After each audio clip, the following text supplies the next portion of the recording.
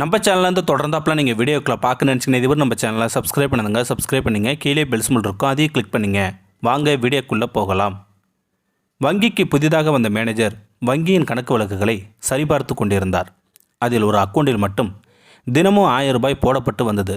ஒரு நாள் கூட தடையில்லாமல் அந்த கணக்கில் போடப்பட்டு வந்தது. இடையில் ஞாயிறு போன்ற விடுமுறை தினங்கள் வந்தால் அன்றைக்கும் சேர்த்து அடுத்த வேலை நாட்களில் அந்த கணக்கில் சேர்க்கப்பட்டு வந்தது. கண்டு அதிர்ச்சி அடைந்தார் அந்த மேனேஜர். கேஷியரை கூப்பிட்டு, யாரப்பா அந்த ஆள் என்று கேட்டார் அந்த மேனேஜர். தெரியல சார், தினமும் காலையில் 10 மணிக்கு டான்னு வருவார், பணத்தை போடுவார், போயிட்டே இருப்பார். ஆள் கொஞ்சம் சிடுமூஞ்சி மாதிரி இருக்கிறதால நாங்கள் யாரும் அவர்கிட்ட பேசுறதில்ல சார் என்றார் அந்த கேஷியர். மேனேஜருக்கு இப்படி ஒரு கேரக்டரை சந்திச்சாக வேண்டும் என்று பெரிய ஆவலாகிவிட்டது. அடுத்த நாள் காலையிலே வந்து காத்திருந்து அந்த நபர் வந்தவுடன் பக்கத்தில் போய் பேச்சு கொடுக்க முயன்றார். அந்த நபரோ இவரை கண்டுகொள்ளாமல் போய்விட்டார். அவர் புறக்கணித்ததும் வங்கி மேனேஜருக்கு அவருடன் பழகி அவர் ஏன் தினமும் 1000 ரூபாய் வங்கியில் போடுகிறார் என்றும் கண்டுபிடிக்க வேண்டும் என்று பெரிய வெறியாகிவிட்டது அந்த வங்கி மேனேஜருக்கு. தினமும் பணம் செலுத்தும் இடத்தின் அருகே நிற்பதும் சிரிப்பதுமாய் இருந்து அந்த நபரும் லேசாக புன்னகைக்க துவங்கியிருந்தார். ஒரு நாள் மேனேஜர் வரும் வழியில் அந்த 1000 ரூபாய் பார்ட்டி வண்டி பழுதாகி ரோட்டில் நின்றதால் மேனேஜர் லிஃப்ட் கொடுத்தார். மேனேஜரும் லிஃப்ட் கொடுத்து வங்கிக்கு அழைத்து வரவே கொஞ்சம் பேசவும் துவங்கியிருந்தார் அந்த 1000 ரூபாய் பார்ட்டி. ஒரு நாள் அவரிடம் மேனேஜர், சார், நாம் தான் நண்பர்கள் ஆகிவிட்டோம்ல, இப்போதாவது சொல்லுங்கள், எதுக்கு தினமும் 1000 ரூபாய் பேங்கில் போடுறீங்க? அப்படி என்ன வருமானம் வரும்படி தொழில் செய்கிறீங்க என்று கேட்டார். மேனேஜர், சார், நான் வேலையெல்லாம் பார்க்கல, தொழிலும் செய்யலை. நான் தினமும் பந்தயம் கட்டுவேன், அதில் எப்படியும் ஜெயிச்சிடுவேன், அந்த காசு தான் சார் என்றார் அந்த 1000 ரூபாய் பார்ட்டி. மேனேஜருக்கு நம்பவே முடியவில்லை. அது எப்படி தினமும் ஒருத்தன் பந்தயத்தில் ஜெயிக்க முடியும்? இந்த ஆள் பொய் சொல்கிறான் என்று எண்ணிக்கொண்டார் அந்த வங்கி மேனேஜர். அவரின் முகமாற்றத்தை கண்ட அவன், சார், இதுக்குத்தான் நான் யாரிடமும் இந்த பந்தயமற்றை சொல்வதில்லை என்றான் அந்த 1000 ரூபாய் பார்ட்டி. அப்படியும் சந்தேகமாய் பார்த்த மேனேஜரிடம், சரி சார், நாம் 2 பேருமே இப்போ ஒரு பந்தயம் போடுவோம், நான் ஜெயிக்கலன்னா பாருங்க என்றான் அந்த 1000 ரூபாய் பார்ட்டி.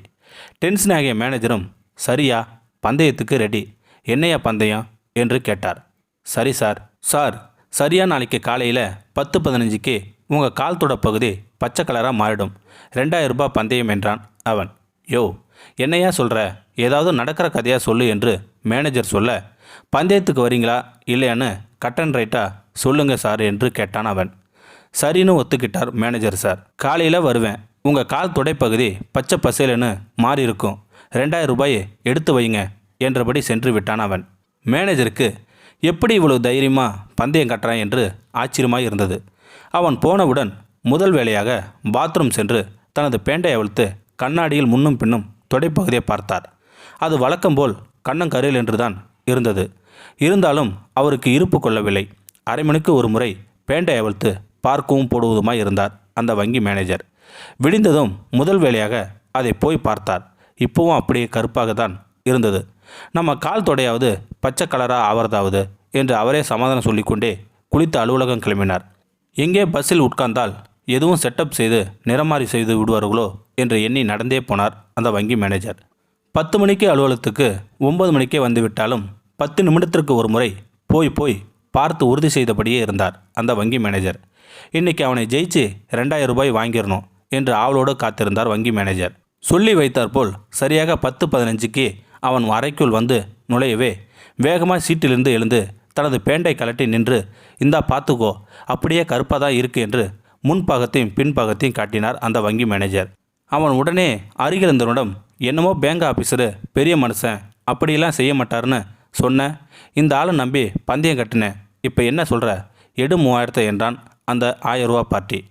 அப்போதான் கவனித்தார், பந்தயக்காரனுடன் வேறு ஒருவன் வந்திருந்தான். அவன் மேனேஜரை முறைத்தபடி 3000 ரூபாயை தாள்களை எடுத்து நீட்டினான். அதை வாங்கிய பந்தயக்காரன் 2000 ரூபாய்களை மேனேஜரிடம் நீட்டி, உங்ககிட்ட கட்டின பந்தயத்தில் நான் தோத்துட்டேன், ஆனால் இவங்கிட்ட கட்டின பந்தயத்தில் ஜெயிச்சிட்டேன், 1000 ரூபாய் லாபம் என்று வழக்கமாய் பணம் கட்ட கவுண்டருக்கு போய்விட்டான்.